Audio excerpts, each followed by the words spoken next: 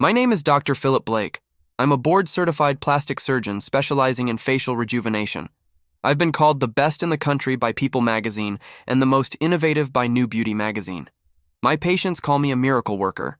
And yes, I do have patients that are celebrities, but I treat every patient like they're celebrities because you only get one face. So when it's in good hands, that face should look its best.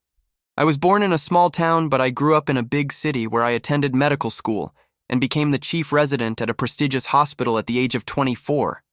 I was recruited by a prestigious university where I became an assistant professor at the age of 27. I had it all: looks, brains, money. Life was good. Then I met this woman who turned my world upside down. Her name was Catherine. She was an artist and a free spirit, and she loved nature and animals and everything beautiful, which made it all the more tragic when she died in a car accident. I was devastated. It was like a piece of my soul died with her. I tried to move on, but the face that stared back at me from the mirror didn't help. I looked 50. I felt 50. I did what any man who'd lost his soul would do. I traveled the world. I saw the pyramids of Egypt and the Great Wall of China. I walked the streets of Paris and Rome. I sailed the Greek Isles. I did everything I could to escape the pain, but the pain followed me everywhere I went. Then I had an epiphany. Why not use my skills to honor Catherine's memory? So I went to the place where she was buried and I dug up her body.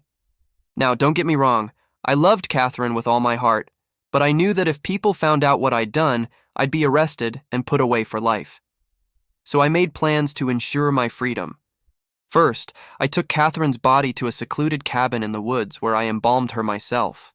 Then I took her remains to an isolated area of a cemetery where I buried her. Finally, I returned to the cabin to dig up the grave and remove her remains. I brought them back to my home where I stored them in a safe until I was ready to use them. Now I know what you're thinking. What kind of monster would do such a thing?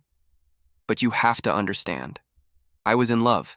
I just wanted to be with Catherine, even if it meant being with her in a different way. One day, while Rum family was visiting, I decided to show them my special project. They were horrified, but they also thought it was fascinating. And that gave me an idea. What if I could find a way to bring Catherine back to life?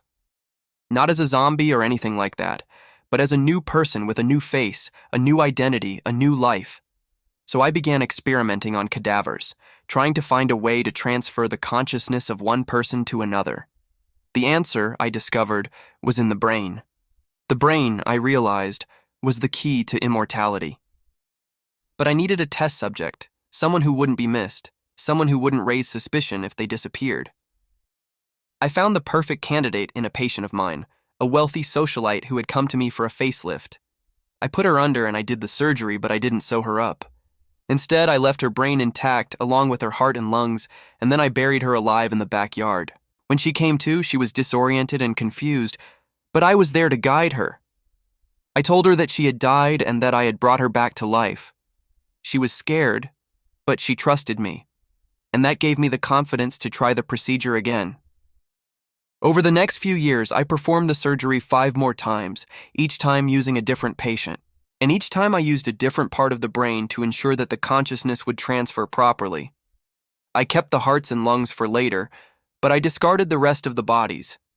I didn't need them anymore. The first patient became my wife. The second patient became my business partner. The third patient became my lab assistant. The fourth patient became the new Catherine. And the fifth patient, well, she didn't make it. Her consciousness never transferred properly, and she died. Now, you're probably wondering why I didn't kill anyone else after that. The truth is, I didn't want to kill anyone else. I had accomplished my goal. I had brought Catherine back to life. We were together again, and nothing else mattered. Oh, I know what you're thinking. Monster. But you have to understand, I wasn't a monster. I was in love. That's all I have to say.